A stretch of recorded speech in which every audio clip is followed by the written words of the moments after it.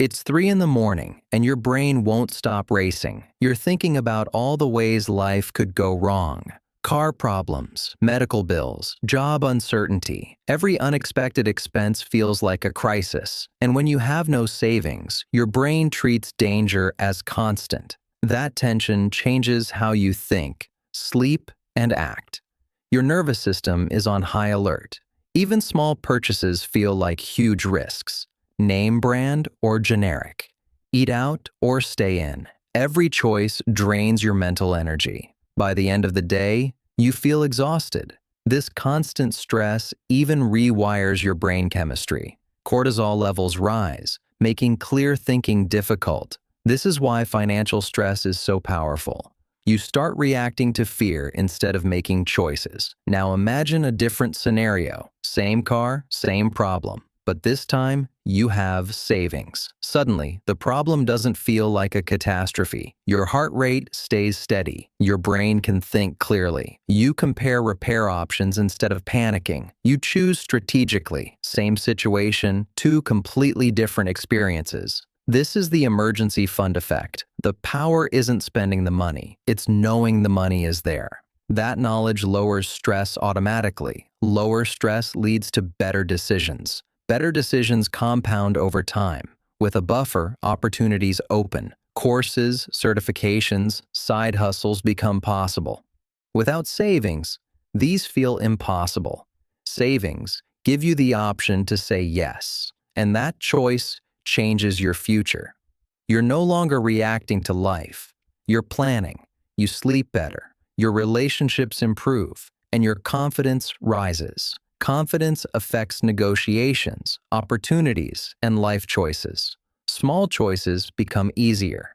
Decision fatigue fades. Mental energy returns. You start seeing money as a tool, not a threat. That mindset multiplies your options. Instead of surviving, you're creating. Saving even a little builds identity, not just wealth. First $1,000 proves you can protect your future. Momentum builds with each milestone, and suddenly $10,000 feels achievable. Now let's talk about what actually changes once you start saving. Not in theory, in real life. The biggest shift isn't in your bank account, it's in how you see money itself. Before savings, money feels like something that disappears. It comes in, it goes out, and somehow there's never enough left. Every dollar feels fragile, spending feels risky, and the future feels blurry. But once you build a buffer, something clicks. Money stops being the enemy. It becomes a tool that gives you time, options, and leverage. You stop asking, "Can I survive this?" and start asking, "What's the smartest move here?" This is where people begin making better decisions almost by accident. They negotiate instead of accepting the first offer. They wait for better opportunities instead of jumping out of fear. They invest in skills that increase their income.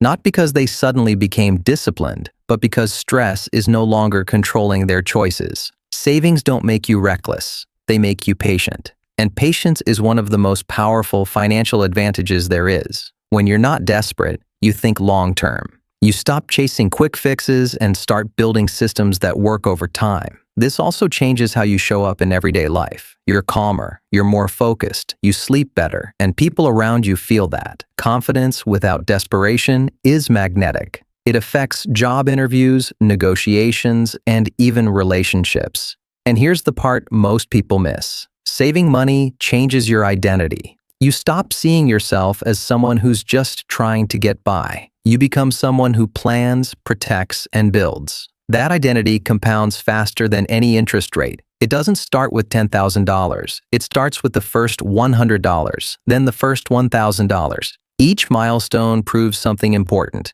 that you're capable of consistency, that you can delay gratification, that you can protect your future self. Once that belief is in place, progress accelerates, because the hardest part of building wealth was never earning more money. It was learning to keep it. And once you master that skill, everything else becomes easier. That's why $10,000 isn't just a number. It's a turning point, a line between surviving and building. And once you cross it, the way you think about money and life never fully goes back. Thanks for watching. If you want to take control of your finances and see more tips on saving, investing, and building wealth, hit that subscribe button and give this video a thumbs up. There's a lot more coming your way, and you don't want to miss it.